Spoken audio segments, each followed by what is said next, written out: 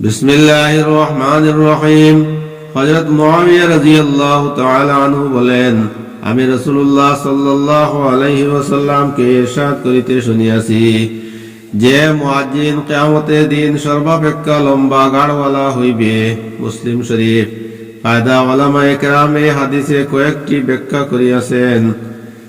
এক, এই যে যেহেতু মুয়াজ্জিনের আযান শুনিয়া সকলে নামাজের জন্য মসজিদে যায়, সেই হেতু নামাজিগণ অনুসারী ও মুয়াজ্জিন আসল হইল। আর যে আসল হয় সে সর্দার হইয়া থাকে, অতএব মুয়াজ্জিনের গাড় লম্বা হইবে যেন তাহার মাথা সকলের উপরে দেখা যায়।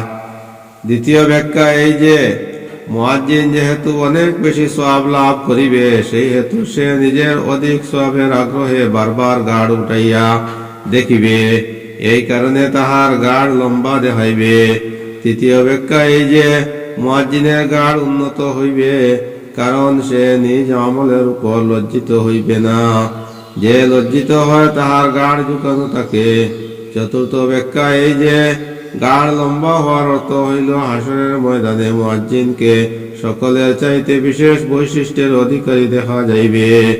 কোন কোন উলামায়ে কেরামের মতে হাদিস শরীফের অর্থ এই যে কিয়ামতের দিন মুয়াজ্জিন দ্রুত গতিতে জান্নাতের দিকে যাইবে। হযরত আব্দুল্লাহ ইবনে ওমর রাদিয়াল্লাহু তাআলা আনহু হইতে বর্ণিত আছে যে নবী করিম সাল্লাল্লাহু আলাইহি ওয়াসাল্লাম ইরশাদ করিয়াছেন, যে ব্যক্তি 12 বৎসর আযান দিয়াছে তাহার জন্য জান্নাত ওয়াজিব হইয়া গিয়াছে। তাহার জন্য প্রত্যেক আযানের বিনিময়ে 60 নেকি লেখা হয় এবং প্রত্যেক একামতের বিনিময়ে 30 নেকি লেখা হয়।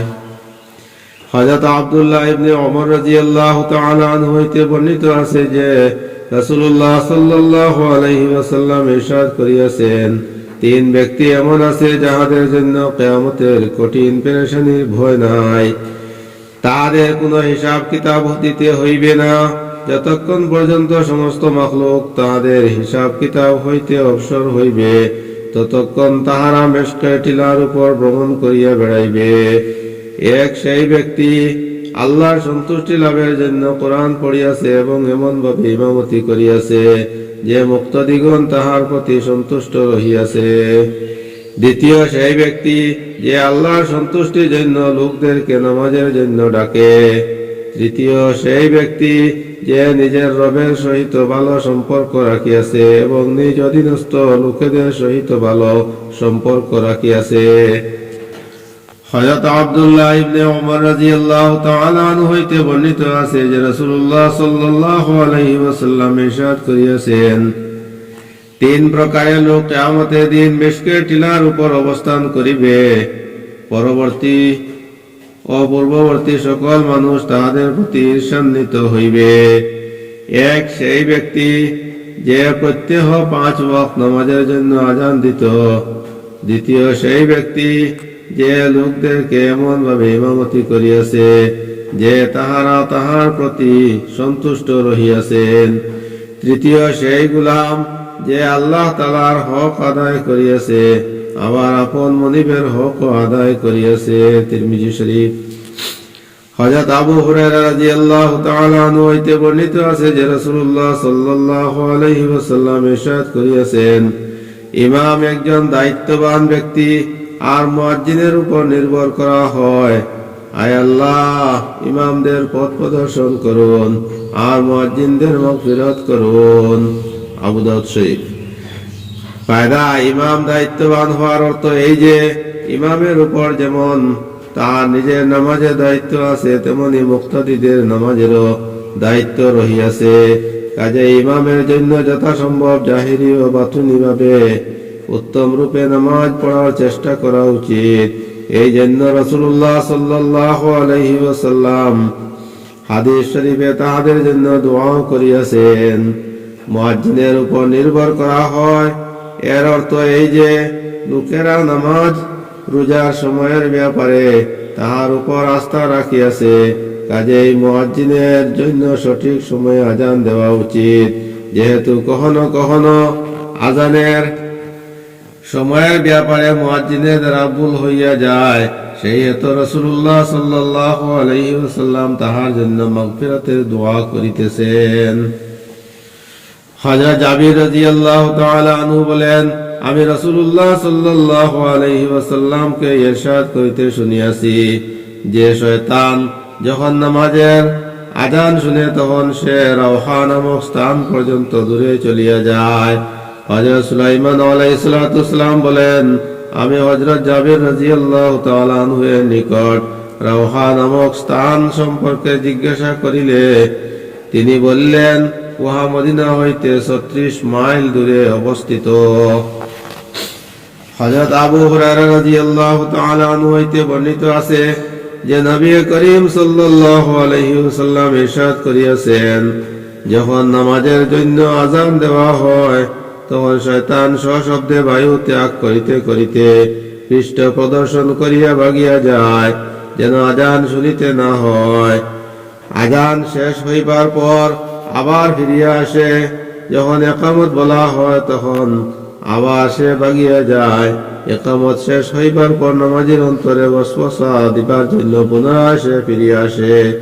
সুতরাং সে নামাজীকে বলে, এই কথা স্মরণ করো, এই কথা স্মরণ করো, এবং এমন এমন কথা স্মরণ করায় যাহা নামাজের পূর্বে নামাজীর স্মরণ ছিল না। অবশেষে নামাজীর ইহাও স্মরণ থাকে না যে কত রাকাত হইয়াছে।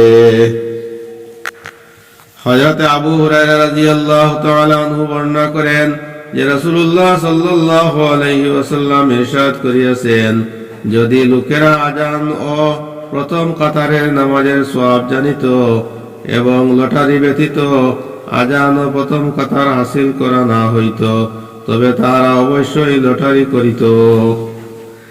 হযরত সালমান ফারসি রাদিয়াল্লাহু তাআলা আনহু হইতে বর্ণিত আছে যে রাসূলুল্লাহ সাল্লাল্লাহু আলাইহি ওয়াসাল্লাম ইরশাদ করিয়াছেন, যদি কেহ মাঠে থাকে আর নামাজের সময় হইয়া যায় তবে ওযু করিবে, আর যদি পানি না পায় তবে তায়াম্মুম করিবে।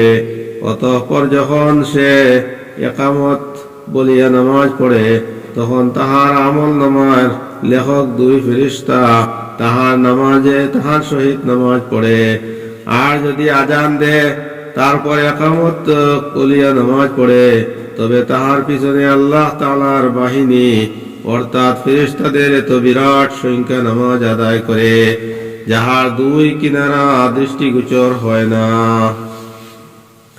হযরত উকবা ইবনে আমির রাদিয়াল্লাহু তাআলা আনহু বলেন, আমি রাসূলুল্লাহ সাল্লাল্লাহু আলাইহি ওয়াসাল্লামকে এই ইরশাদ করিতে শুনিয়াছি যে তোমাদের রব সেই বকরীর রাখালের প্রতি অত্যধিক খুশি হন যে কোন পাহাড়ের চূড়ায় আযান দেয় এবং নামাজ আদায় করে। আল্লাহ তাআলা ফেরেশতাদেরকে বলেন, আমার এই বান্দাকে দেখো, আযান দিয়া নামাজ আদায় করিতেছে, সে এইসব আমার ভয় করিতেছে, আমি আমার বান্দাকে মাফ করিয়া দিলাম এবং তাহার জান্নাতে প্রবেশ করা সাব্যস্ত করিয়া দিলাম। হযরত সাহাল ইবনে সাদ রাদিয়াল্লাহু তাআলা আনহু বর্ণনা করেন যে রাসূলুল্লাহ সাল্লাল্লাহু আলাইহি ওয়াসাল্লাম ইরশাদ করিয়াছেন, 2 সময়ে দোয়া ফিরত দেওয়া হয় না, এক আযানের সময়, দ্বিতীয় যখন যুদ্ধ প্রচন্ড আকার ধারণ করে। হযরত সাদ আবি ওয়াক্কাস রাদিয়াল্লাহু তাআলা আনহু হইতে বর্ণিত আছে যে রাসূলুল্লাহ সাল্লাল্লাহু আলাইহি ওয়াসাল্লাম ইরশাদ করিয়াছেন, যে ব্যক্তি মুয়াজ্জিনের আযান শোনার সময় ইহা বলিবে, ওয়া আন্না আশহাদু আল্লা ইলাহা ইল্লাল্লাহু ওয়াহদাহু লা শারীকা লাহু ওয়া আন্না মুহাম্মাদান আবদুহু ওয়া রাসূলুহু, রাযীতু বিল্লাহি রাব্বান ওয়া বি মুহাম্মাদিন রাসূলান ওয়া বিল ইসলামি দীনা, তাহার গুনাহ মাফ করিয়া দেওয়া হইবে। অর্থ, আমি সাক্ষ্য দিতেছি যে আল্লাহ ছাড়া কোনো মাবুদ নাই, তিনি এক, তাহার কোনো শরীক নাই, এবং এই সাক্ষ্য দিতেছি যে হযরত মুহাম্মদ সাল্লাল্লাহু আলাইহি ওয়াসাল্লাম আল্লাহ তাআলার বান্দা ও রাসূল।